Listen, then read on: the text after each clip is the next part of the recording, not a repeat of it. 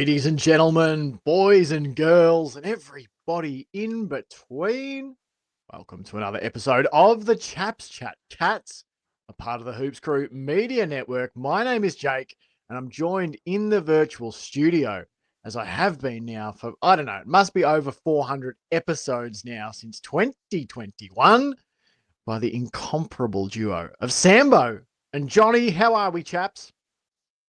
Fantastic. Good. A little bewildered. I'm very new to this whole Shannon Neal incident, so I know we don't like to get into the weeds straight out the gate. So I'm not asking that we do that, but I'm just being honest. I've literally just seen the footage 30 seconds ago, and I'm a little shell shocked, to be honest. Yeah. I think you would see more contact between members of the crowd exiting the ground, chaps, potentially. Yeah, it's an utter ridiculous decision that the MRA has made. Like, that is, if that's high contact and rough conduct, then what's the point in playing this game if that's a suspended? If that gets a week. Well, I mean, here's the thing. Like, it's, I don't know where I land on the contact of it all in terms of, does the sport exist without contact? But the reality right now is that kind of contact happens 450 times a game. Yeah. So regardless of if this is going to become a no contact touch football kind of scenario, right now it's not like I'm not going to compare it to the Heaney stuff or anything like that, like other people seem to be. Just that thing itself, I was stunned. I was absolutely stunned when I just watched it again. Do you know what it's like? It's like when an extra in a movie or another actor in a movie, they're getting ready to get punched, and they've got to do that dive. That's what it looks like the Swans player's done. He's gone, I'm going to get hit here. Oh, I got hit. Not saying that he played it up. They would never. Just saying that's what it never looks do. like. Swans, an absolute pillar of integrity. Yeah, absolutely. Sambo, you mentioned obviously the Isaac Heaney stuff, and we might talk about it more in depth, but one of the bigger tagging jobs of the season, I felt like at moments on the weekend Geelong had two. You know, for a coach that, you know, has often said, oh, we're not that interested in tagging opposition, etc. In the past, Chris Scott, I felt like at different times on the weekend ran two Irish bully boys out there against the Swans. But I actually dug up, there's some audio, I don't know if you chaps saw Heaney going off at the umpire, I think it was at 3/4 time. I went and got there was some audio of it. So I actually expected Jake, because it's a cracker. I really thought Jake was about to play the I'm in a glass box of emotion. Me too. No, this is real. Have a listen. Have a listen to this.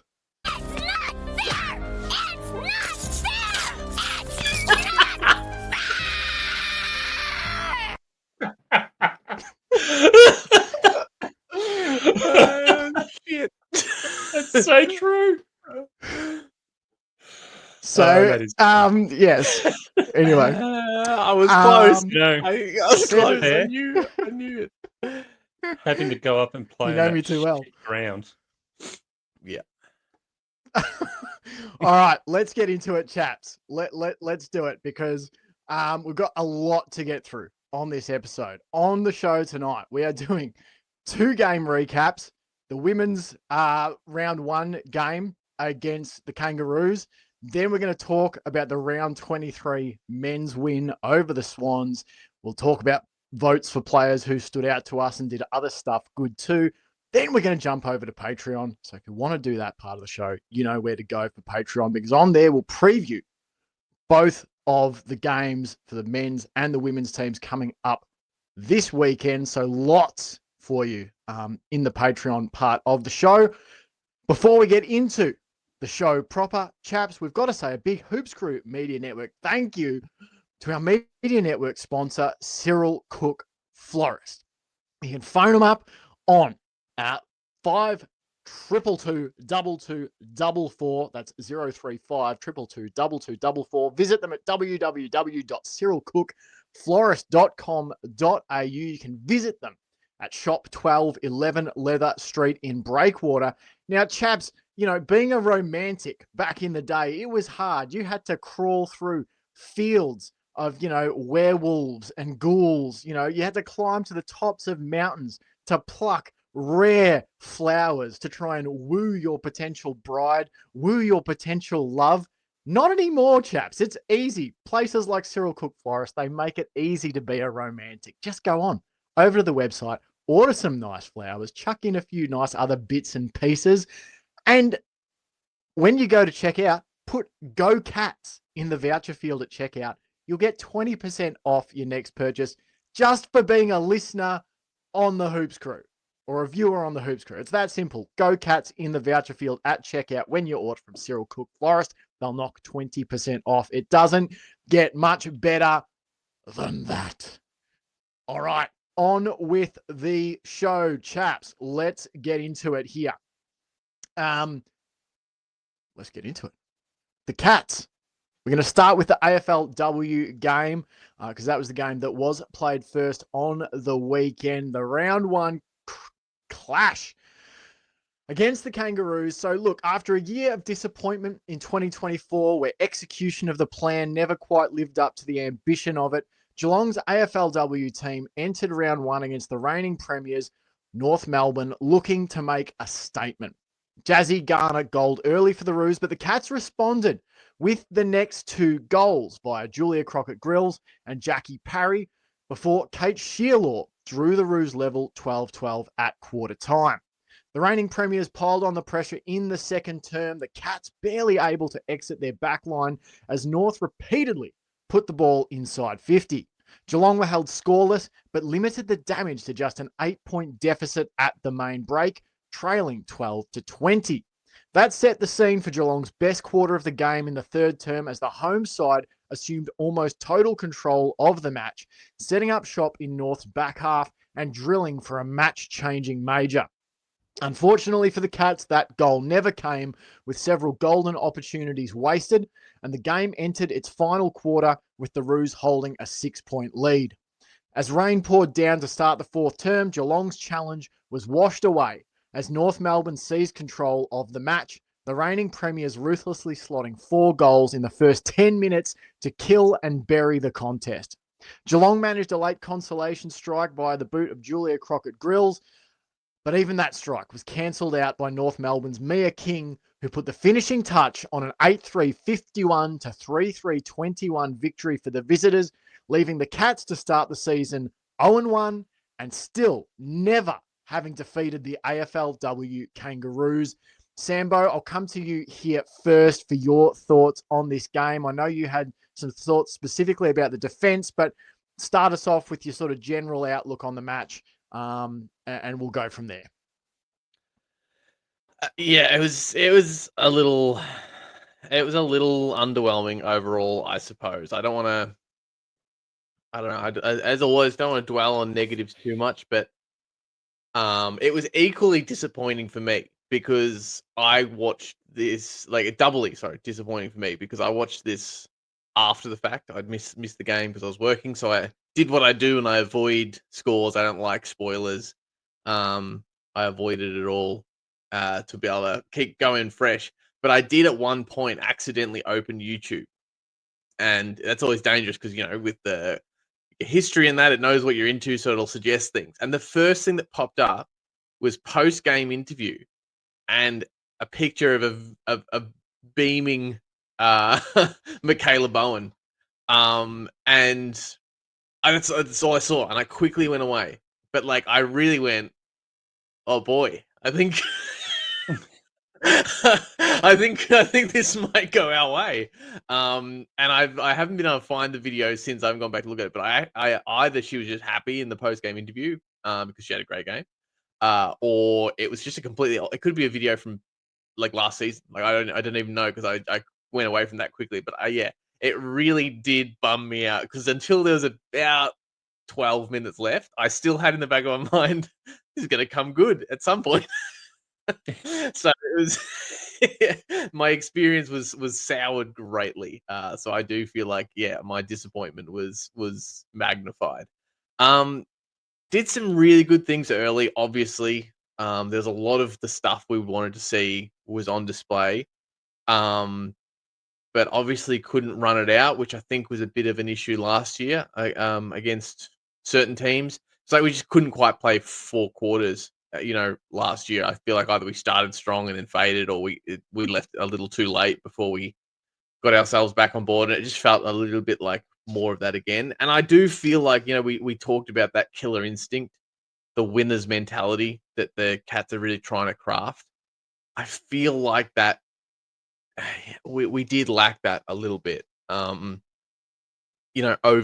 it sometimes. I thought maybe no one really necessarily looked like they wanted to grab it by the scruff of the neck in the forward 50 and just put it on their boot. So yeah, I won't waffle on too much. Probably already have. But it was great. Like, I really enjoyed seeing the girls out there again. Like, it was awesome to have the AFLW back.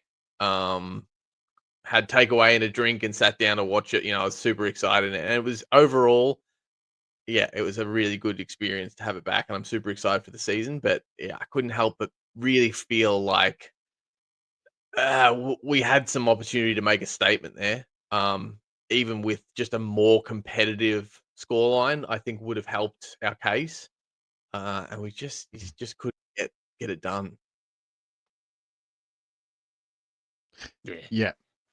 Johnny, come to you here. Like, an area you've highlighted to sort of talk about is about unforced errors, and where did that show up for you? What was your sort of experience of watching this game, and what were the unforced errors that came to view for you? Overall, I think as individual players and team effort and pressure, I thought we were playing extremely well. I thought we were up to North's pressure, up to their skill in certain areas. It was just some crucial moments where we had this opportunity to get out of a really tight spot with good handball, and either the handball was just either that little bit too high, or it was just fumbled at the wrong time by one of our players. And to me, that was really what set the two teams apart. Was when North had those opportunities, they were much cleaner around their handballs, their kicking, a lot more direct, a lot more precise as well. And it just felt like, yeah, we're just that 1-2 step off each other, not really connecting, not really united as that group, unfortunately. Or just, yeah, as I said, just those unforced errors where a handball came and it was either just right behind them or a bit too low or a bit too high. It was always just off by a tiny bit. And in AFLW, you only got to be off a little bit and pressure's on you. And there was not a lot of time in this game, especially early on, for players to have much space and free time to use the ball well. And when we had those opportunities, we just didn't execute. And it's not just a play here or there. It's basically nearly everyone had those moments where they'll look back on and go, did that wrong, could have done that better here. That's a good...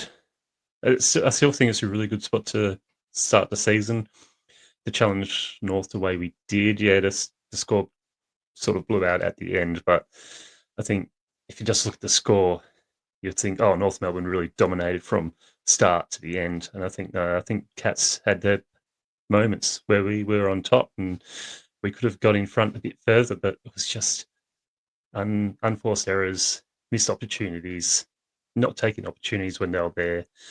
And against a good team like the Kangaroos, they're going to make you pay if you don't make them pay when you're on top. So it was disappointing, but I still think at the end of the day, we played a really good game.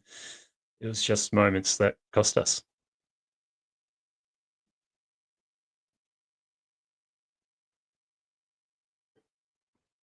Muted. Can't You're muted. you? Oh, Did the my old trick. mute button got me. Yeah, I think something that stood out for me was like I agree with what you chaps have said. Like the effort, I don't think you can question the effort and endeavor. I thought our pressure was really good. Like I thought a lot of the defensive parts of the game we did pretty well. Outside of that one cluster, I mean, they flicked the switch in that early in that fourth term. The rain poured down. They adapted to it really quickly. I thought the way they put the ball inside 50 once the rain hit, started coming down, like they were just smarter about that. They put it to ground and let their players run onto it, and were prepared to kick some pretty. I was going to say dirty goals, but they weren't really. It was wet weather class, really. Like that came to the fore for them. They just adapted to that so quickly. But like our execution just looked disconnected. I really thought that in the first quarter, which was, probably in some ways, our most efficient quarter. Like we kicked 2 goals in that opening term. I actually thought we moved the ball pretty well. I actually thought that was probably our best back to front transition. Like I know we locked the ball in our front half better in the third term, but as far as moving the ball from our back 50 to our forward 50, the first quarter, I thought we did it best. And I thought that came back to being prepared to take a shorter option and flick the ball around at speed by hand or foot. And then I don't know what it was. We just got bogged down, obviously missing a few tall targets, with different injuries to Kate Darby, etc. But so often we're just looking to kick long down the line, moving the ball slowly, nothing happening. So I found that part of the game really disappointing. Just that we didn't maybe trust our short game a bit, and instead we just sort of got sucked into kicking it long, which feels so like deja vu of every time we play this North Melbourne team. There's always that. But the third quarter was like, it felt like we've had one quarter like that every time we've played North, where we're on top of them and we just cannot take the opportunity to step on their throat. And there were so many chances. Amy McDonald wasn't played on the ball as much in the first half, like particularly at centre bounces and things. Chaps, what were your thoughts on that? Because I personally felt like it hurt us. For me, if I was going to play a different player, half forward or half back out of the midfield, it'd be Nina Morrison, just because I like the way Morrison marks the ball and the way she kicks it. I don't think Amy McDonald's a super reliable, kick to kick sort of efficiency player. I think she's much better just sort of booting it forward, or getting a quick hand pass out of congestion. I much prefer Morrison as a distributor. But what were your thoughts on that, chaps? Amy McDonald playing off the ball. It's hard to tell who's the better with kicking efficiency when the AFL doesn't have kicking efficiency for this game. Just a bit of a whinge here. They don't have a lot of stats for the dub. About 60% of the stats that I keep going to look while you guys are talking. I'm looking for stats. About 60% of them aren't there, and it's incredibly frustrating. Anyway, rant's over. Yeah, look, I think as I mentioned to you guys in the chat, I think our midfield like should be quite stacked. So I imagine that the initial thinking behind AMAC is to to sort of give her, I guess, less responsibility, let some other people shoulder it, and hopefully she don't like get sort of blood some of the other people, I guess, around the ball a little bit more. But as it turned out, it didn't work anyway, and we had to throw her on regardless. But yeah, overall, I think I do agree. Going back to our look ahead, when I picked out Rebecca Webster as a potential sort of game changer, she's another one that I would probably rather sort of playing that sort of outside or behind the contest. I think she's probably a better distributor with the ball as well. But that's in general. In this game in particular, like I don't think my call aged terribly well. I don't think she had a great game personally, and I'm a huge Becky Webster fan. Would love to have her kicking efficiency. I've only got the overall disposal efficiency here, and it went at 58.8, which is not awful, but the lion's share of her possessions were uncontested. I would expect her to have a much higher efficiency out of that, and I think that goes back to what you were saying, Jake, about the sort of not backing our short game or our handball. I would like to see Becky Webster kicking it anyway. She's a player that I would like to see kicking it, but yeah, it just didn't pan out that well. So yeah, I don't know exactly what the thoughts were behind Amy, like her slightly, sort of not played on ball as much. But that's my just guess. My uneducated guess is the thinking is, well, we've got these other guys, other girls, that can, that should be starting to lift some of this responsibility, and sort of, I guess, in a bit of a Dangerfield kind of way, she had to sort of pull the socks up and get in there anyway. Yeah, it was an interesting. That's probably true. That's probably fair choice. Yeah, I agree with what Sam said, and yeah, I think her next time to play player on ball, hopefully, and that she's able to impact a bit earlier on, because yeah, she wasn't really in it much, and then when she was, it sort of was when we got on top again. So yeah, I think next time that probably will play her on ball against Adelaide, another bloody tough game for us. Yeah, it's definitely something worth doing, I reckon. And it's not something I'm not going to be against if they try again, because that's a good thing about the Cats, is not afraid to try people in different spots in the AFL M or W. So if they thought it was a good idea, then why not? She knows how to kick goals. She could have had a big impact up there. She's extremely skilled. So yeah, I can absolutely see the reasoning why they decided to do it. But I still think, that centre area is where she seems to excel at the most. You just saw such a big difference once she went on ball. Like, I just felt like she instantly won multiple clearances. But, I wonder even too if it's an opportunity they're trying to work out a way to break teams from tagging her out of the game too, starting her at a different position and then moving her onto the ball or something like that, just to try and break the normal sort of routines that teams might try and defend against. And I mean, Georgie Prasparkas had a great game, 23 touches, 8 tackles, 8 clearances. She was excellent. Yeah, and look, I suppose what it is too, I'll try and look at the numbers here too when I say like Nina Morrison versus Amy McDonald's kicking. Now, disposal efficiency wise, Amy McDonald went at 76.9%. Nina Morrison was down at 55%, but I would put the caveat there that in terms of the types of disposals they had,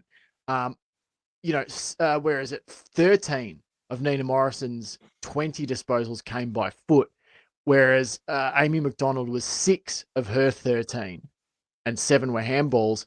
And by contrast, Nina Morrison was gaining nearly 15 metres per disposal. Amy McDonald was gaining less than 10 metres per disposal, 82 metres gain on 13 touches. So I guess what I mean is I don't think the decisive factor of Amy McDonald's game is like her use by foot. I don't think, like you look at someone like Max Holmes, right? You would go like speed and delivery by foot. I think you look at a player like Rachel Kearns, who I want to get to when I talk about votes shortly. Her delivery by foot, her ability to get the ball and distribute it around and bite off deadly kicks that hurt the opposition.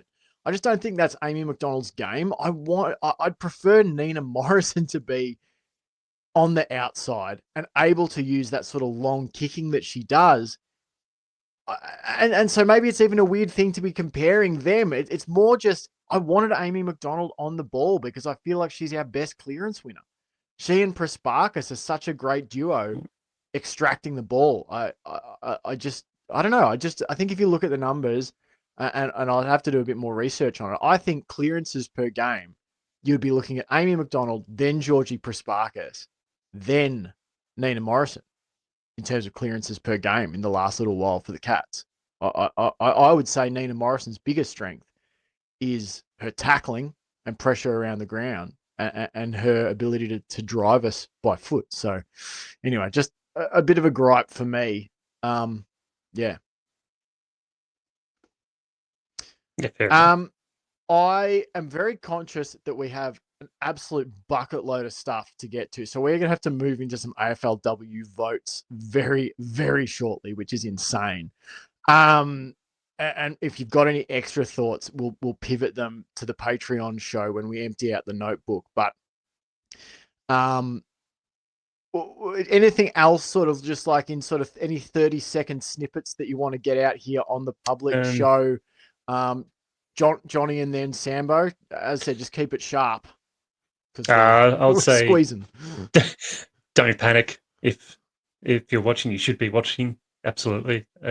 Doesn't matter if it's women or men. It's still the same club. It's still Geelong Cats. But I'll say, yeah, don't panic. I don't think there's any reason to panic. I think the Cats are in a good spot. Played a good game. Just didn't work out when it mattered the most. And if I know this team, they can turn around quickly. Go Cats. I like it.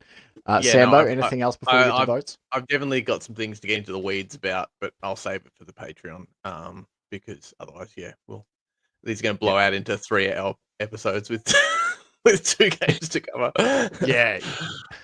It's so tough with we'll get into the groove of it. We'll get into the groove of it. At the moment, I'm really cagey about how much to say. All right. Well, yeah, hopefully we're doing double podcasts for a while, because that'll mean the men are taking many, many steps towards the grand final. If we're keeping on doing multiple pods during the AFLW season, that would be nice. So long may it continue. Let's do votes then. I'm going to give one vote to Rachel Kearns. I thought she was excellent. One of the best games she's played for the club. Intercept marking, distribution of the ball, thought she was absolutely exceptional. Georgie Prasparkas gets my 2. Just a typical Georgie Prasparkas game. As I said, 8 clearances, 8 tackles, 20 plus touches. Thought she was excellent. Michaela Bowen, though, I think that's her career best performance. I thought she led from the front. We talked about it in the preview show on Patreon that, Michaela Bowen is almost an underrated leader of this team. And I just thought she constantly tried to pick the team up. 27 touches, 4 marks, 8 tackles, a clearance. We're almost certain that she's a player who is hard on herself, so she will be scrutinizing any little things that she perceived as errors on her part, and she'll work hard to iron them out. But she's the sort of leader that you want at the club, and I think that she'll be vying for that captaincy role whenever Meg McDonald steps aside. I think you're looking at Becky Webster, you're looking at Michaela Bowen. Johnny, what are your votes? I'm going 1, Georgie Prasparkas. Great game. Usual Prasparkas things. Giving 2 votes to Julia Crockett-Grills. I thought she had played a really great game, kept us in it with her 2 goals and tried throughout the game. And my 3 are also going to Michaela Bowen, absolute superstar, favourite player. And I'm glad what I said came true. Big part of this team. My 1 goes to Georgie Prasparkas. As you guys have said, did her usual stuff. I think I gave her a slight harsh knock to only the 1 vote. Just I felt like her best efforts came too late. Like, I don't know if it's harsh, and I would have to rewatch the game to really crunch those numbers. But I did feel like I didn't get super psyched when she was doing really good things, because it felt to me, and this is largely about the other players around her too. She wasn't necessarily in a position to do the things, etc. But yeah, I did just feel like some of the awesome stuff she did, it just came once the nails were already in the coffin. So I just didn't necessarily rate it as well as maybe I should have. 2 for me to Rachel Kearns. I thought she was phenomenal. Again, like you said, Jake, her best game so far. Equal team first for marks. Her maturity was really on display, I thought, in terms of positioning. Where to go, how to go there, when to go. She's come along in leaps and bounds, and I thought a lesser team maybe. If this was week 1 against a slightly lesser team, she may have really frustrated the opposition. It's just probably unfortunate for her that she played out of her skin, and the class of the ruse was just too much overall. But my 3 votes also go to Michaela Bowen. John's pick for the most influential player, aged very well, very quickly. Yeah. No, I love it. And Rachel Kearns too, just a couple of stats, 9 intercept possessions to lead the team. And I'll just tack on a little point there. I thought in the first quarter, the Irish connection between Rachel Kearns and Kate Kenny, I think Kate Kenny has taken a massive step forward and will be really crucial for the Cats. She was up there, I think, equal first on the team for marks with Kearns. So I loved the game of those 2 players. Kenny, obviously, a few years behind Kearns in terms of development, but very, very exciting. All right, that is the AFLW Round 1 recap done, and we are moving straight on into Round 23 of the men's season. It's really handy keeping timers on this shit, boys. I'm doing well. It's really handy. So the men's game against the Swans. Danger game. The thorn in the side of Geelong's run home arrived on Sunday afternoon as the Cats headed to play the Swans at the SCG, a ground that we haven't won on since 2019. Sydney came out like a team with nothing to lose, attacking without fear through the middle of the ground to open up an early 21-1 lead over the visiting Hoops side. Never fear. Unlike their opponent, the Cats did have something to lose, and they came with a plan to avoid losing it.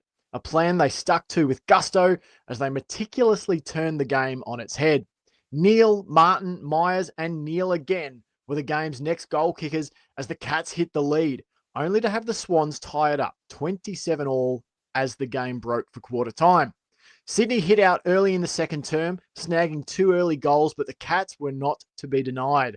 Shannon Neal goaled twice in 5 minutes before Martin and Stengel kicked truly near halftime to ease the Cats out to a 9-point halftime lead, despite a Hayden McLean major before the break.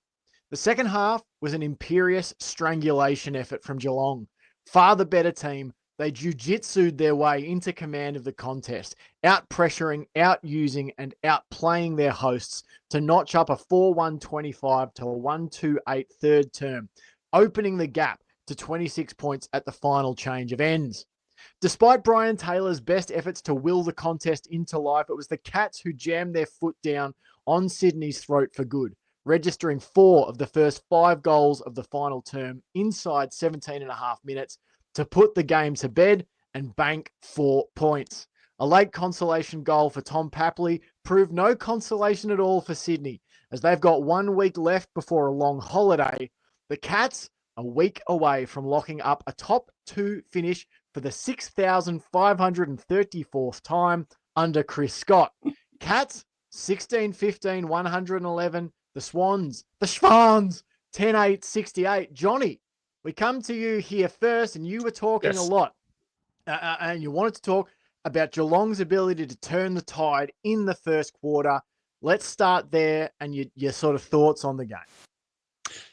Yeah, that opening threat by Swans was a little bit interesting by the Cats. I just thought they got off to a bit of a lackluster start, let's say. They just weren't really had their heads in the game at that point in time. The Swans definitely jumped out and wanted to prove a point that they're going to be a threat, that they're going to challenge us this entire game, that Papley and Heaney weren't going to flop around like fish and cry over spilt milk and tear us apart early on. But what really impressed me was how the Cats they're able to just turn it around with very little effort. like it felt like the Cats just slowly did a few things here and there. Nothing outrageous, nothing panicking, nothing going, oh my God, what's going on here? It was just, we know what we need to do. Let's just process the ball for a bit, kick it around, tear them apart a bit, and then we'll dominate them. And then in the second quarter as well, they jumped out, got to out to another lead. And then after the Cats got it back on their terms, it was game over.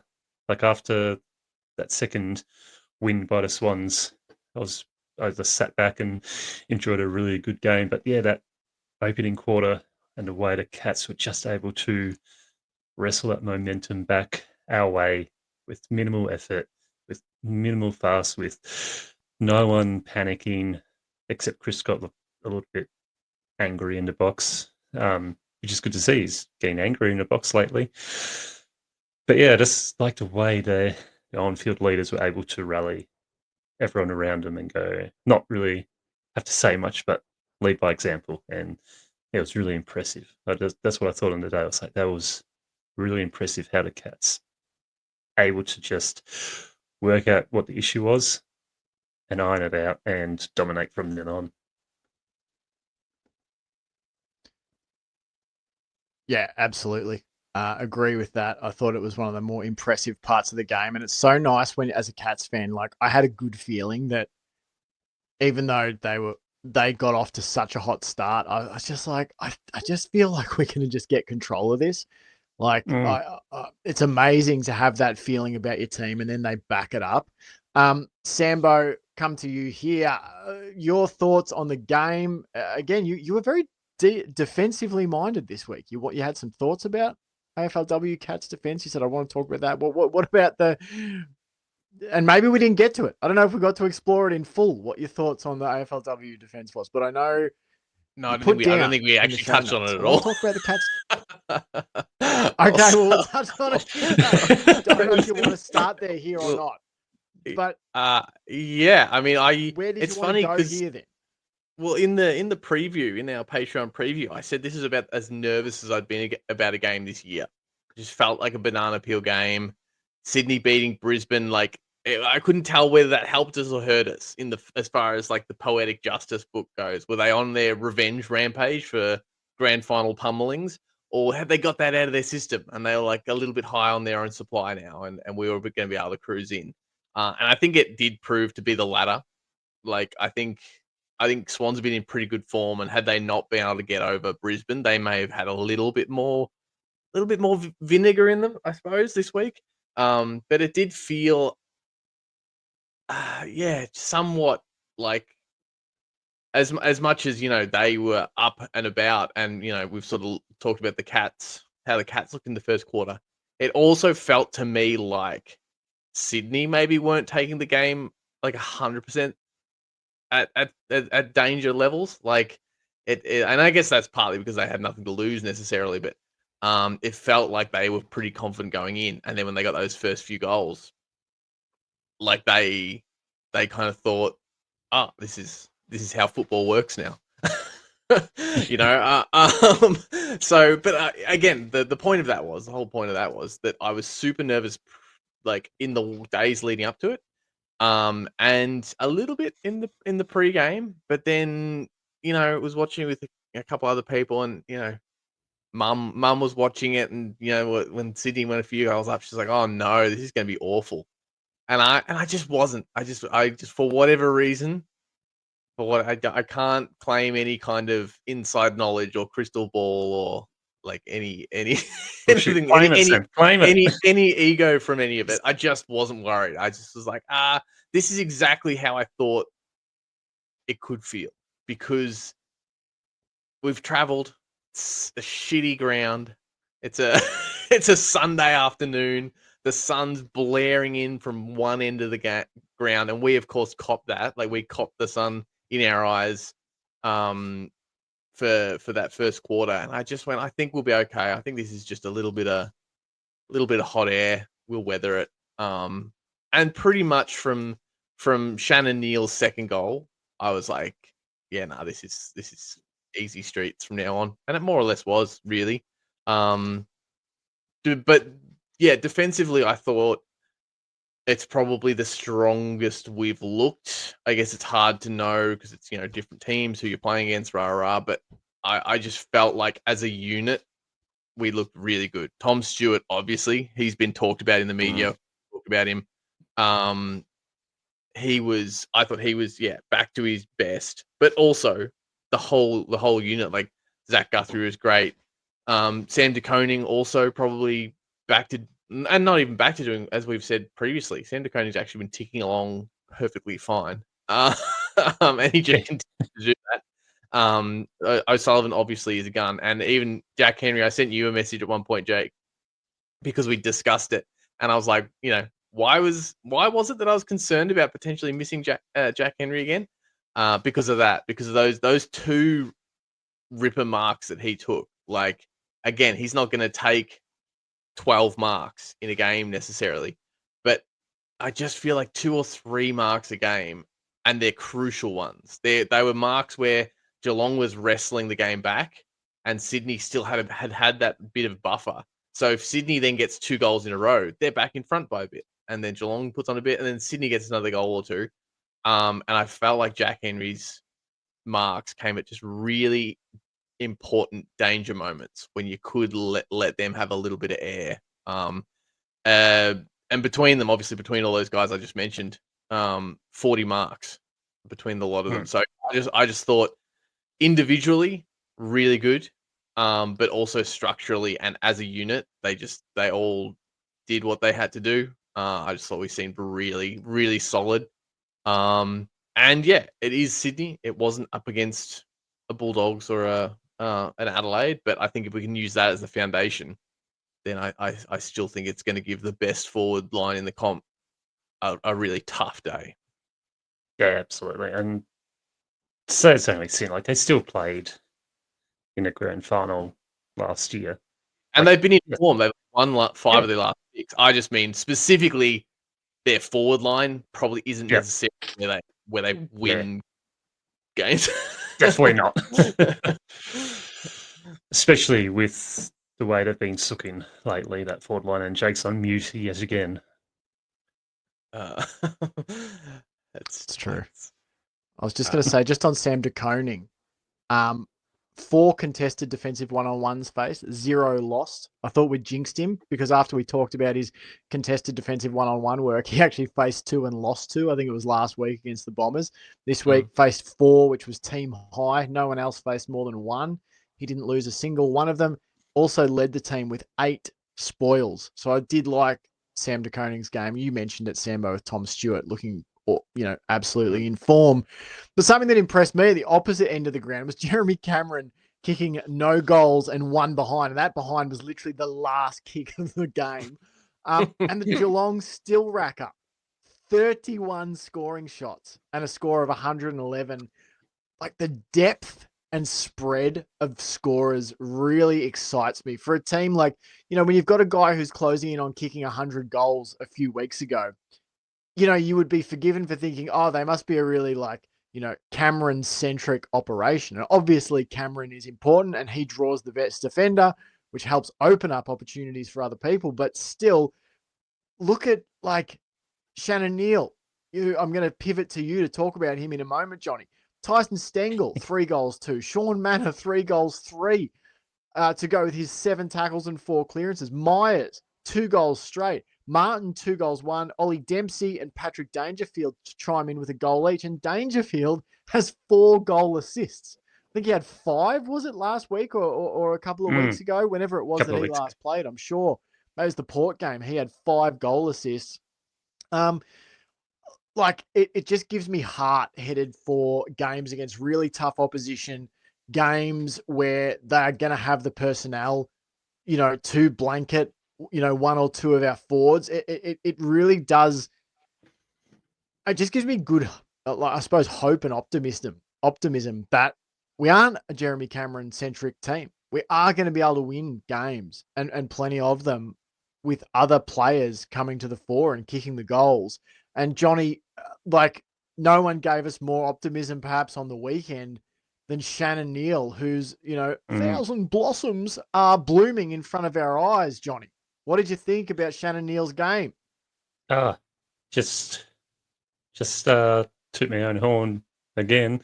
If you didn't buy stonks when I said you should buy stonks earlier in the year, then that's on you. Too late. It's too late. I did say Mhm. this is a big year for Neil, and he's basically done everything that I've wanted him to achieve this year. As I said, I didn't want him to just come in and dominate every single game. I just wanted to come out and show promise and do some really good things. But man, he's been dominating that forward line the last few weeks. Like I think that's 14 goals in 4 games now. He's up to what, like 30, 40 goals for the year. His marking is incredible. Like just his marking on its own. Like when start of the year, as I said, he would go up for the mark.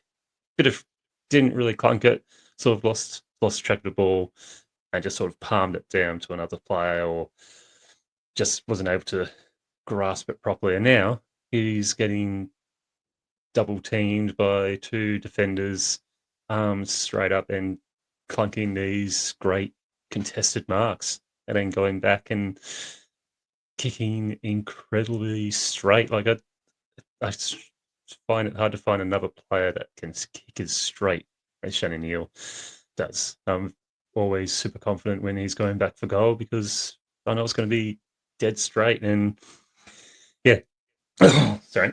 Yeah, it's fantastic to see Neal really starting to blossom and become his own player, not be overawed by Jeremy Cameron or Tom Hawkins or by the fact that he's going to be the next big forward for the Cats. It seems like he's relishing it, loving it, really enjoying every moment, and I am too. It's fantastic to see.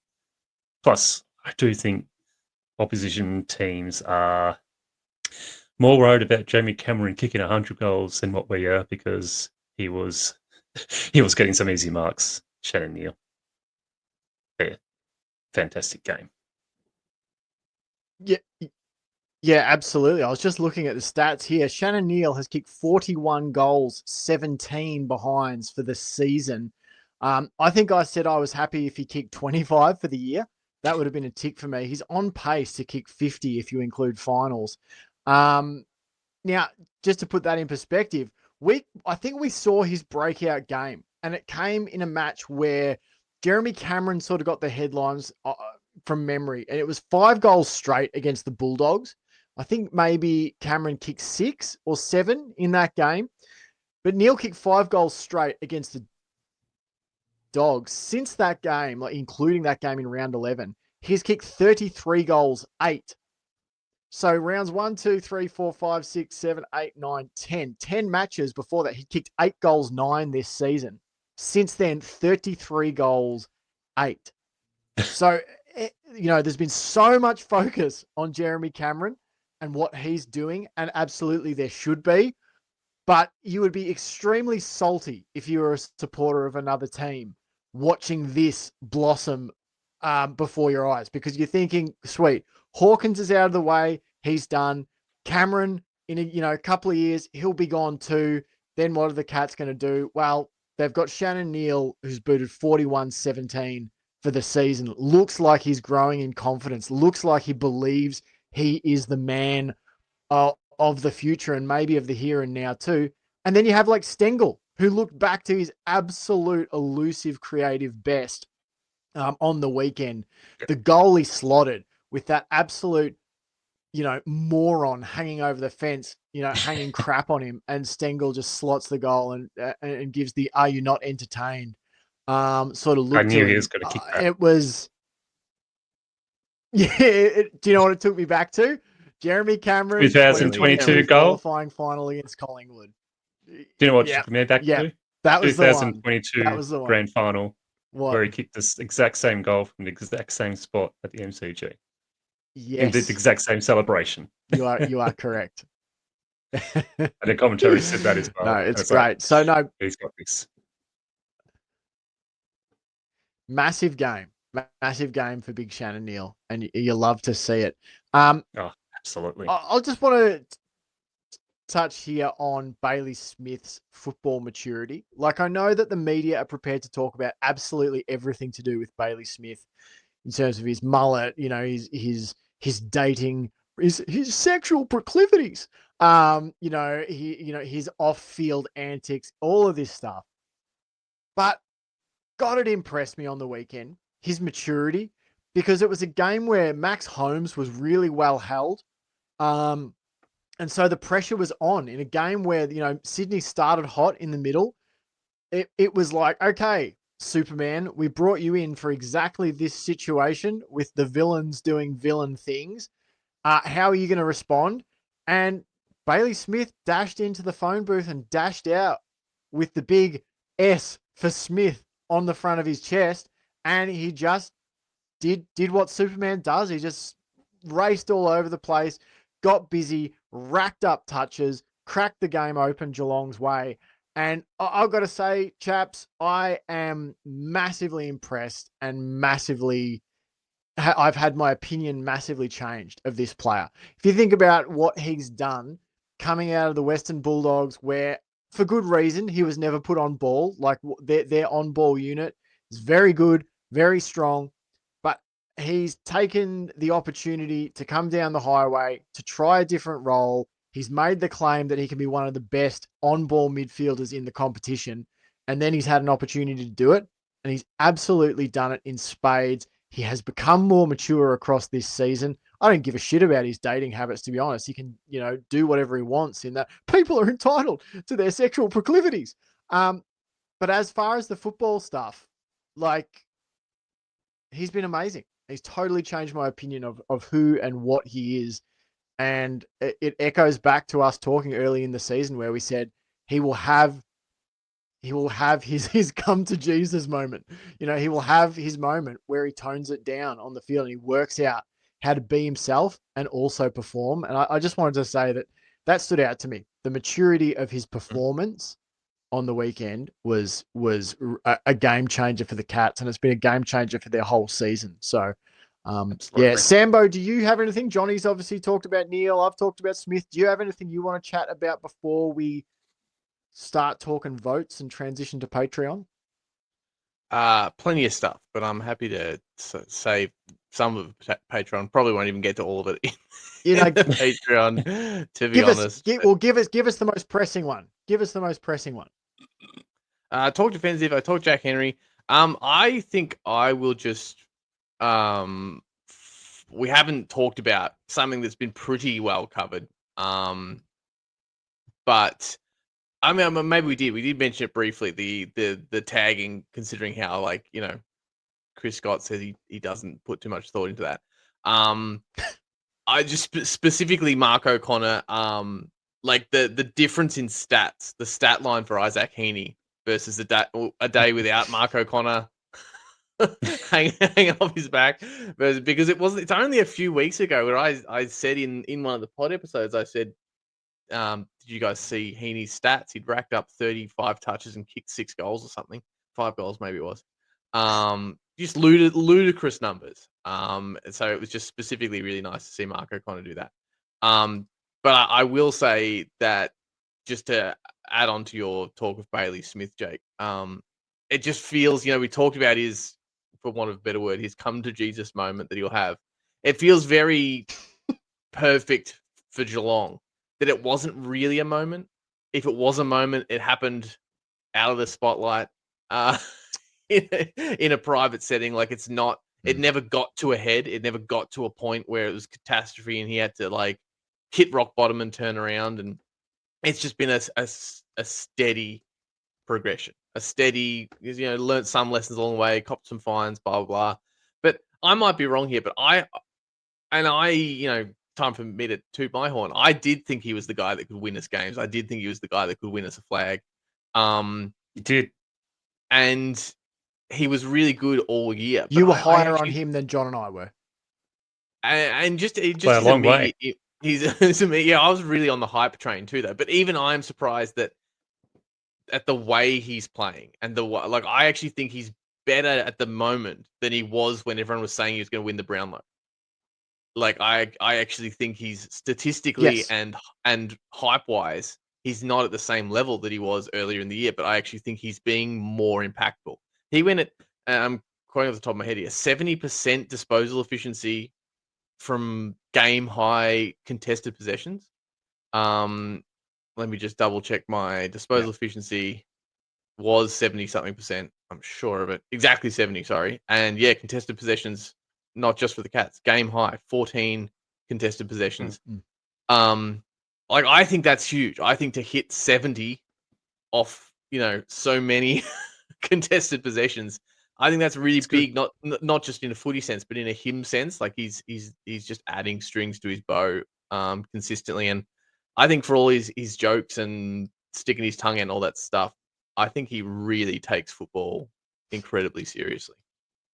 Absolutely. Definitely does. It Yeah, looks like he does 100%. anyway. It does to us. Well, he certainly That's plays like he does. You just look at his stats this year. He's averaging 20.4 kicks per game. His previous career best was 16.7 in 2022 at the Dogs. He's averaging 31 touches per game. Previous best in a season was 29. That was in 2022. For context on his career average, he averages 24 touches per game career. He's averaging 31.6 this year. He averages 3.7 tackles career. He's averaging 5.11 this year. He averages 3.5 clearances per game in his career, and he averages 5.8 this season. I think that like those stats, stuff like tackles, for him to be 1.5 tackles higher this year than his career average, like that speaks to his change in philosophy, like his willingness to do things that aren't the sexy thing. Too, it's not just that he has the beach bod and he can run around and rack up touches. He's willing to do gritty stuff as well. So no, I'm massively impressed by what he's done this year. Let's do votes, chaps, and then let's nick off to Patreon. So where, Sambo, you start us off with your votes here. Your 1, 2, and 3. All right. I've got one for Tom Atkins because I fucking can.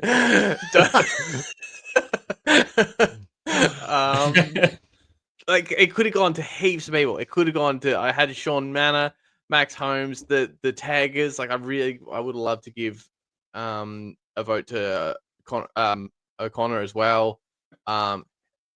Neil could have got my one, but I just thought I haven't maybe given him some love in a few weeks because I'm overly conscious of it. But I don't think we've really acknowledged how much. Well, I just don't really know if we've acknowledged how much Atkins has improved because I'm always saying how good he has been since last year. But he's better. He's a better player than he was, even like during this year. Like he was laying crazy amounts of tackles, but he's also now getting more touches. His disposal efficiency, I think, is getting way better, and not just efficiency in terms of he kicks it and it goes to one of our players. He had some incredibly damaging disposals against Sydney, and it's not the first time, but certainly the first time I've heard it mentioned in the broadcast. That brilliant kick that just like went straight in the bucket between like he was on the run under pressure, kicked it, probably at least 30 meters up in the air, and picked the gap between 3 Sydney players.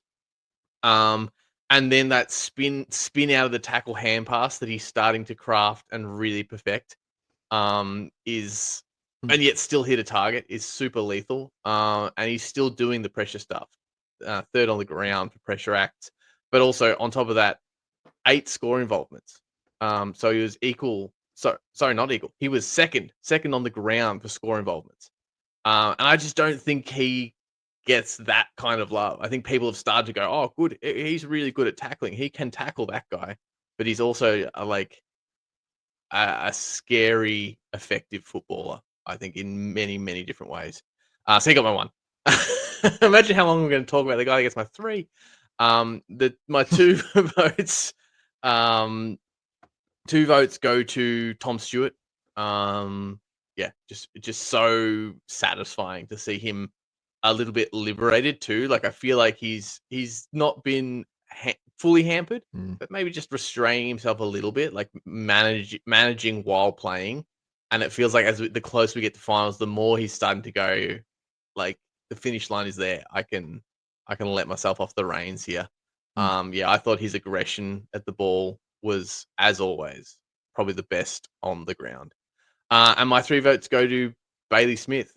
Was watching the True Footy podcast. They were doing some panel show and they were talking about the Cats being potential favourites. And some comment was, Cats fan here, really worried about Max Holmes and Bailey Smith's defensive efforts. I think they will crumble in finals. Fucking Bailey Smith has a 20 pressure acts and Max Holmes had 18. Like, and it's not even what they're there for. Like, it's not even what they're there for. So even if they did wilt defensively, it's not the end of the world.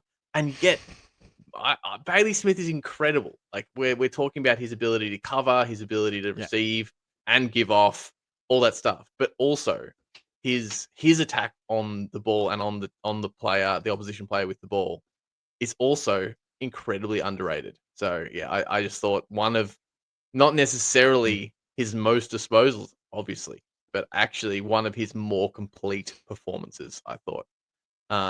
That's enough words from me. Nice. I went with 1 vote to Tyson Stengel. I ummed and ahed about my 1 vote for quite a while. I thought it was about 6 or 7, maybe 8 players who could have got it. I went Tyson Stengel with my 1. 3 goals, 2, laid 3 tackles inside 50, set up another goal. That looked like Tyson Stengel back to his best for me. Speaking of back to his best, we don't think he's been that bad this season. We just think he's carried a bit of an injury. Tom Stewart, 25 touches, 11 marks, 2 tackles, and a lot of get out the fucking way moments for him. Moments where the ball's coming to the center square. And I was like, I said to our mate Ethan, who was watching with us, here comes Stewart.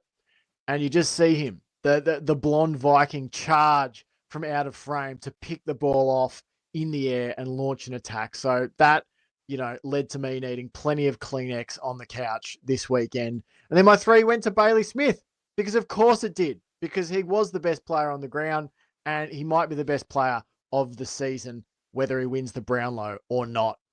There's a different medal I want to see hanging around his neck when it comes to the last day of the season. Preferably 2, a Norm Smith and a premiership medallion. No Johnny, relation. your votes? What a joke. What a humor. God's sake.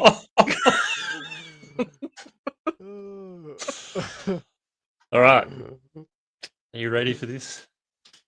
My 1 vote. Settle Tyson yourselves. Stengel, Yes. Tyson Stengel, because excellent game. Yes, no, Shannon Neal in my votes. Shock horror.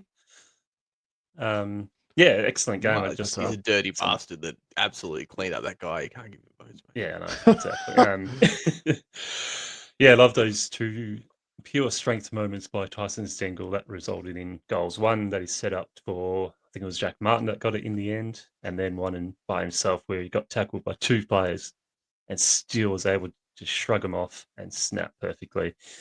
Excellent game by Stengel, just what we needed. Get his confidence back, get his game going right before finals.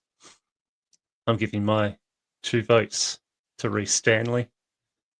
Just thought this was a really good game by Stangers. And I was just thinking about it this after the games. Like, I don't think Stangers gets as much appreciation from Cats fans and myself and other people in general. Like, I think, he probably does. But yeah, I just think he played an outstanding game and he's going to be sorely missed when he does retire to the crypt. But it also feels like he can go on for ages, and it was just moments where he just stood up. He did things here. I think he got like 4 clearances, had pressure acts, tackles, got a couple of frees, and I just thought his game was really fun to watch and exciting, and I watched him a lot. And my 3 votes are not going to Bailey Smith. I'm giving my 3 to Tom Atkins because yes, Tom Atkins. I just think that game by Tom Atkins is one of the reasons why we were able to blow Sydney apart. I just think his absolute desire to chase, tackle, and get the ball for the Cats is one of the reasons why we're going so well this year, and the reason Bailey Smith can play the way he's playing alongside Max Holmes. That handball from the centre square to Dangerfield that ended up in goal was just outstanding. His chase from one Swans player to another Swans player that ended up in a Grind Myers tackle and resulted in a free kick was because of Tom Atkins. I just think there's so many moments in games where you go, that happened because moments by Tom Atkins. And yeah, just the way he's evolved his game throughout this year has just been exciting, outstanding, and hopefully we can get another medallion around his neck because he absolutely deserves it, and love watching him play. He is that heart and soul of the Cats team and the one that just levels up this team. I love it, Johnny. I love it because I wasn't expecting it. And this is why you don't just, play the podcast on paper. You play it on the field because you don't know what's going to happen. And John comes out with, a 1-2-3 that surprises the world. It'll be on headlines all around global news. I love it, chaps. I think we've done a really good job here on the podcast, fitting what we need to fit in the public show. We're going to pivot now to Patreon. I have to say, though, shout out to Sambo, who really assumed the identity of a World War II fighter pilot when he described the Swans as perhaps not having quite as much vinegar as I expected. I really, really enjoyed that. More piss than vinegar. Yeah, haven't had the use of the term vinegar in a while, perhaps. Yeah. No, I like it. Cavity of crates coming over the briny. Not quite so much vinegar. No, I really enjoyed that. All right, let's jump into Patreon. Thank you to everyone who's watched the public show. We really do appreciate it. There's a lot of ways and times and places you can spend, invest your time and clicks on the internet. People are entitled to their sexual proclivities. And so the fact that you choose to spend some time here with us each week is massively appreciated. So if you want the extended show, if you want the extra girth, come on over to the Patreon. And if not, we'll see you next Tuesday for the same again, recap of 2 games, plus a preview on Patreon. All right, till then, go Cats! Go Cats! Go Cats!